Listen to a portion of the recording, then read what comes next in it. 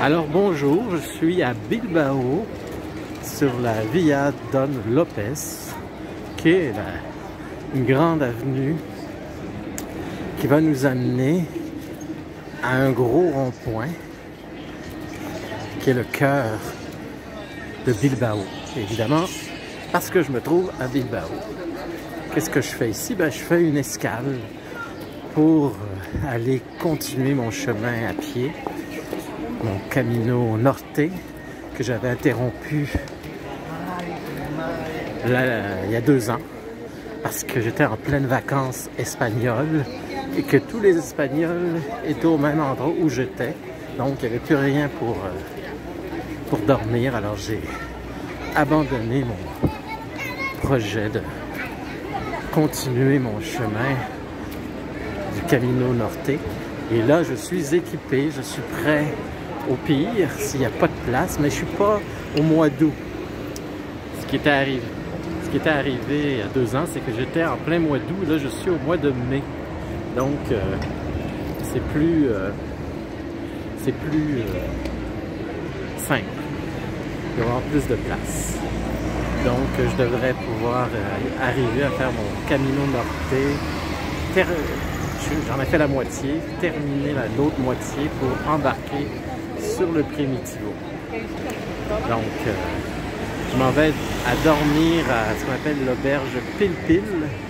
C'est le nom de l'auberge qui est à l'autre bout de cette avenue-là où je me trouve, Don Lopez. Donc, je vous montrerai le rond-point qui est assez réussi, assez joli. Alors, voici le fameux rond-point. On est en plein cœur de la ville.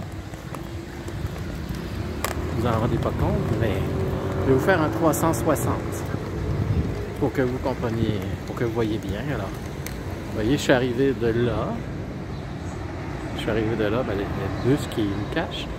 Et ça fait... Il y a l'hôtel Carlton, rien de moins. Alors, c'est ici le cœur de la ville. Et moi, je me continue, je pense, à gauche. Je suis pas sûr, je vais vérifier. Alors, c'est bien ce que je pensais. Je continue pas tout droit, je m'en vais à gauche. Je vais tourner à la 3e rue à droite. Alors, je m'en vais sur cette rue-là pour finalement tourner à droite dans 3 rues. Vive les GPS! Impossible de se perdre, presque. À moins que le GPS perde les pédales, c'est déjà arrivé. Je m'en allais dans la mauvaise direction, mon GPS avait comme perdu un peu le nord. Alors, ce qui est intéressant, c'est que les Espagnols font des statues de leurs personnes célèbres. Pourquoi pas? Ici, nous avons José Antonio de Aguirre y Lecube. Alors, dans toute sa splendeur, avec son chapeau mou et son parapluie. Parfait son parapluie parce que je sens quelques gouttes sur la tête.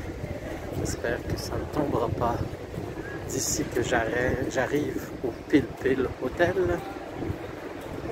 Alors bonjour, je suis à Santander. Vous allez me dire, je devais dormir à Bilbao. Qu'est-ce qui est arrivé? À Bilbao, c'était la Pentecôte, tout comme à Santander, mais à Bilbao, comme c'est une grosse ville, le problème, c'est que tout était plein. Fait que j'ai pris le train et je me suis rendu dans ma petite albergue de Santander, que je devais aller de toute façon, mais vous voyez, c'est juste là.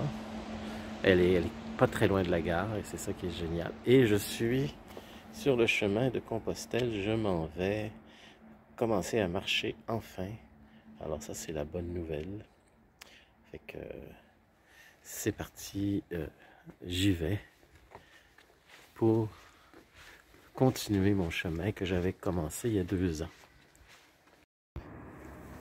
Alors, je suis enfin sur le chemin de Compostelle du Nord, le Camino Norte. Après 2 ans d'interruption, je reprends pas tout à fait où j'étais, mais quasiment. Un endroit que j'aime beaucoup, Santillana del Mar, c'est ça. Vous voyez ici, Santillana del Mar. Et il me reste 7 km pour y arriver. Vous voyez, j'ai juste à suivre les flèches. J'aime beaucoup le chemin du Nord parce que il y a beaucoup moins de monde que sur le Camino Frances, parce que moi, le Camino Frances, ça fait 10 ans que je connais ça. Et en 10 ans, ça a quadruplé de monde. C'est des armadas de pèlerins qui arrivent de partout. Tandis que le Camino Norte, que je suis en train que j'ai fait à moitié et que je continue pour bifurquer, comme je l'ai déjà dit, sur à Oviedo sur le Primitivo, parce que c'est un autre chemin que j'aime beaucoup. Camino Norte, je ne le ferai pas au complet. Ben, ce chemin-là qui longe la mer, c'est vraiment fantastique. Et Santillana del Mar, quand je vais arriver là, je ne ferai pas tout de suite une vidéo sur la ville parce que la ville est très, très intéressante. Et je vous réserverai la visite ensuite sur une autre vidéo. Parce que c'est vraiment une belle ville. C'est pour ça que je reviens pour la 3e fois. C'est compliqué à vous dire. Pourquoi 3e fois? C'est que la première fois, j'avais abandonné, pas abandonné, mais j'avais changé mon trajet pour toutes sortes de raisons. Pas parce que il y avait trop de touristes, mais parce que je voulais faire le Camino Frances avant. Donc j'ai interrompu mon trajet. Est-ce que j'ai bien fait? C'est pas grave. Ça me permet de revenir. En fait, je suis revenu plus tard dans la saison, mais en pleine saison touristique. Et c'est en pleine saison touristique. Et j'ai, comment dire, fait l'erreur d'arriver au mois d'août où il y avait trop de monde. C'est ça que j'ai interrompu, mais là c'est parce que j'avais pas le choix. Il y avait trop de monde, trop de touristes. Et là, je reviens une 3e fois, mais cette fois-ci, il y a moins de monde. Comme je dis, le Camino Norte, c'est beaucoup moins peuplé. Donc, ça va être beaucoup plus agréable. Alors, j'ai jamais vu les rivières aussi pleines d'eau en Espagne et même en France. Il y a plu, puis il pleut encore. C'est la saison des pluies. Fait que ça m'impressionne beaucoup. Ah oui, je voulais dire, on est dimanche matin, ça fait que il n'y a pas grand chose le matin. Mais ça me prend mon premier café con leche en Espagne. J'ai pas encore pris de café. Et ça, c'est sacré pour moi. Alors, Santillana del Mar, c'est la Costa Quebrada. Alors, j'apprends tous les jours un peu plus sur l'Espagne. Costa de Brava. La côte des Braves, peut-être. Je suis pas un expert en espagnol, comme vous pouvez le savoir. Donc, c'est tellement beau quand vous voyez la mer. J'en ai fait une partie, comme je disais, il y a 2 ans.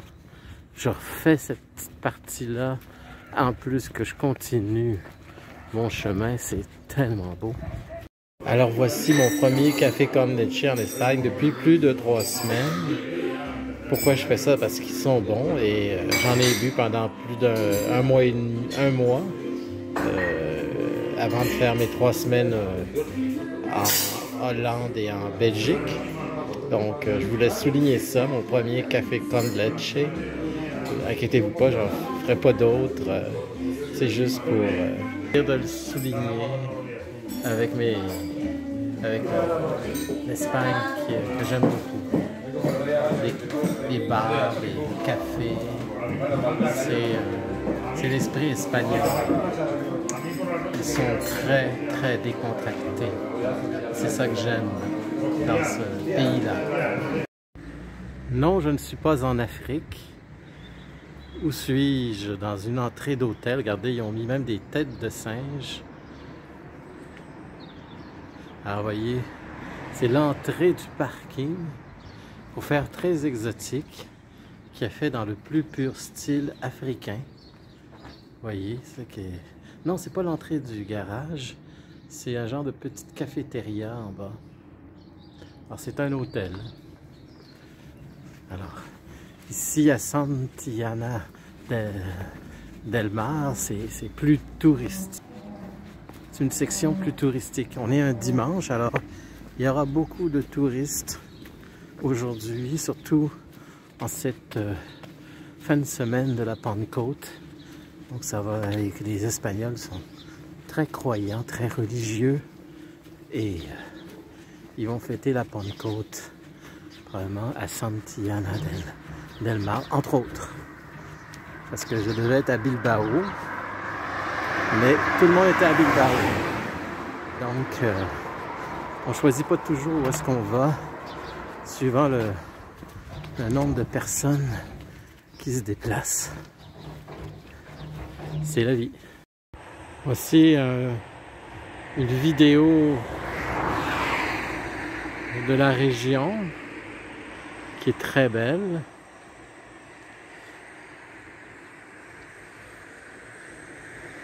Que j'aime beaucoup. Et dans ce coin-là, vous avez la grotte Altamira. Elle n'est pas très loin, 1 ou 2 kilomètres. Et c'est là que se trouve une des plus vieilles grottes préhistoriques que l'on ait trouvées. Évidemment, vous pouvez la visiter. Ce n'est qu'une reproduction, un peu comme les grottes de Lascaux en France, qui sont superbes aussi.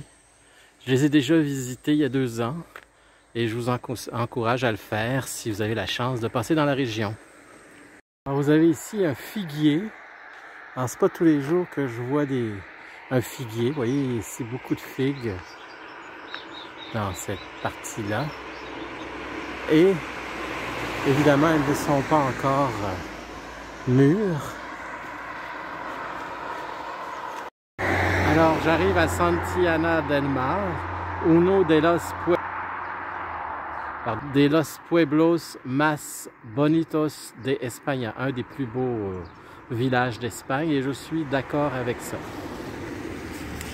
Pour la suite, je vais arrêter là parce que je vous montrerai la ville de Santillana del Mar dans un prochain vidéo. Donc, c'est à suivre et à la prochaine. Alors, je voulais vous montrer ma chambre. C'est quasiment une chambre. Pourtant, j'avais demandé un dortoir. Mais je suis presque dans une chambre. On est 2. J'ai pas encore mon compagnon. Mais je me considère très chanceux. D'habitude, j'ai des dortoirs de 4-5.